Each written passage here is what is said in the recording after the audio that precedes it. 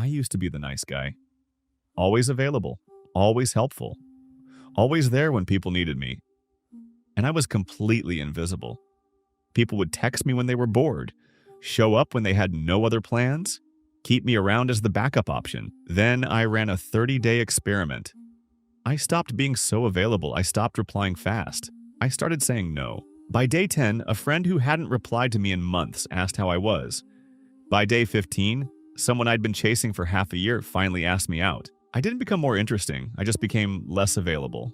And it changed everything. In the next few minutes, I'll show you exactly what I did. 5 moves that make people chase you instead of ignore you. By the end, you'll know the one move most people get wrong.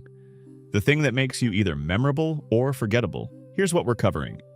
Why availability kills value, the silence technique that creates obsession, how to answer without killing curiosity, the disappearing act that builds respect, and the exit strategy that leaves them hungry. Stay until the end because that last move is where most people fail. Let me tell you why I started this in the first place. I used to feel like background noise. I'd text people and wait hours for replies. I'd show up to hangouts and nobody really noticed. I'd try to connect with someone I liked and they'd be polite but distant. I thought being a good person meant always being there. Responding fast, saying yes, being reliable. So that's what I did. And people took it for granted. Then I read a Harvard study on scarcity and attraction. Researchers found that people rated others as more desirable when they seemed busy and selective with their time. So I tested it. For 30 days, I stopped being instantly available. Texts? I waited hours, sometimes a day. Invitations? I started saying, let me check my schedule. Personal questions? I gave shorter answers. The first week felt brutal. I felt rude. I felt guilty.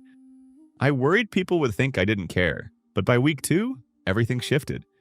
People started asking if I was okay. Friends wondered what I was up to. Someone who ghosted me months ago suddenly re-engaged. When something's rare, it becomes valuable. When it's abundant, it's ignored. That's not opinion. That's psychology. Here's what kills attraction fastest: oversharing. And I learned this through humiliation. I remember one specific night. I was talking to someone I really liked. We were having drinks. Things were going well. Then I started talking about my family, my insecurities, my ex, my goals. I thought I was being open and real. She listened, smiled, said she had fun. Never texted me again. I sat in my car after that date replaying everything I said. I felt sick.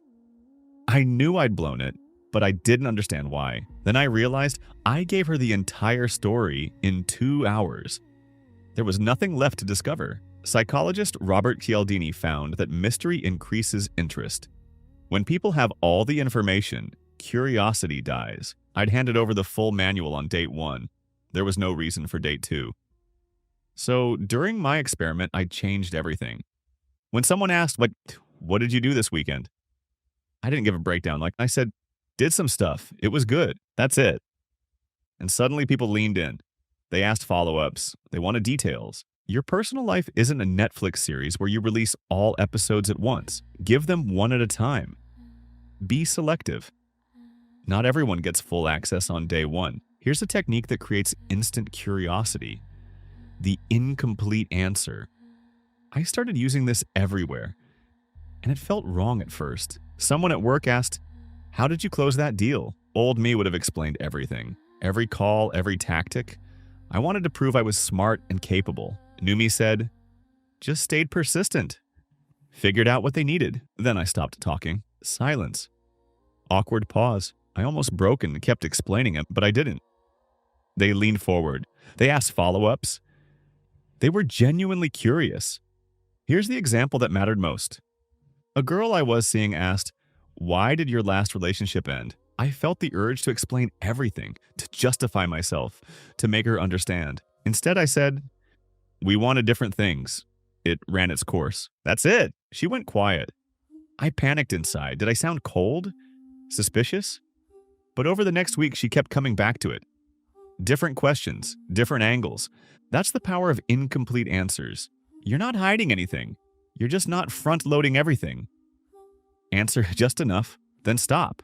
Let their brain fill in the rest. And if this is hitting home, If you've been the person who overshares or replies too fast, hit that like button. It helps people who need this find it. Now, the move that scared me most, disappearing. During my experiment, I became strategically unavailable. A friend would text asking to hang out that night. Old me would drop everything. New me would say, "Can't tonight. Let's do Friday." Even if I was just home reading, it didn't matter. The first few times, I felt like a bad friend. Like I was letting people down.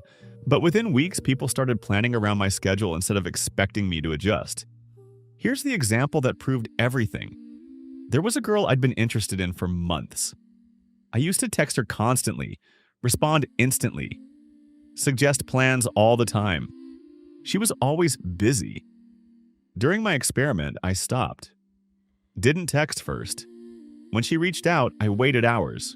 When she suggested plans, I said I'd think about it. 1 week passed, nothing. I thought I'd ruined it. 2 weeks, still nothing. I started doubting everything. Then day 16. She double texted me, then called, then asked when we could hang out. And I didn't become more attractive. I just became less available. We don't value what's always there. We value what might not be there tomorrow. This move separates amateurs from people who get it, leaving at the peak. Let me tell you about the night that changed my perspective.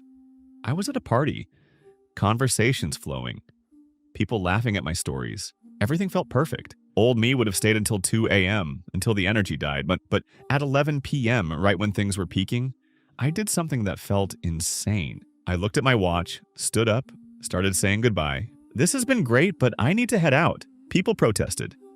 Already, the night's just getting started. Every part of me wanted to stay.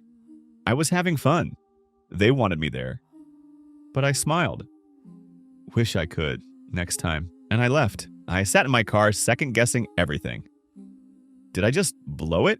Would they think I was rude? The next day, 3 people texted me. "Wish you'd stayed longer. The party died after you left. When can we hang again?" I became the topic after I was gone. Because I left them hungry. I didn't stay until they were full. Researcher Helen Fisher found that interruption intensifies desire. When something pleasant is cut short, the brain obsesses over it. My rule now, when the energy peaks, when I'm enjoying myself most, when they're enjoying me most, that's when I exit. It feels wrong. But that's exactly why it works. Always leave them wanting more. Here's what I learned. The less available you are, the more they want your time. The less you share, the more they want to know. The sooner you leave, the longer you stay in their mind. This isn't about becoming someone else. It's about stopping the behaviors that made you invisible. The world is full of people who give themselves away for free, who overshare, who stay too long, who are always available. Those people get forgotten. You want to be remembered? Be the person who walks away before they stop watching. Make them chase the version of you they'll never fully catch. Thanks for watching, and until next time.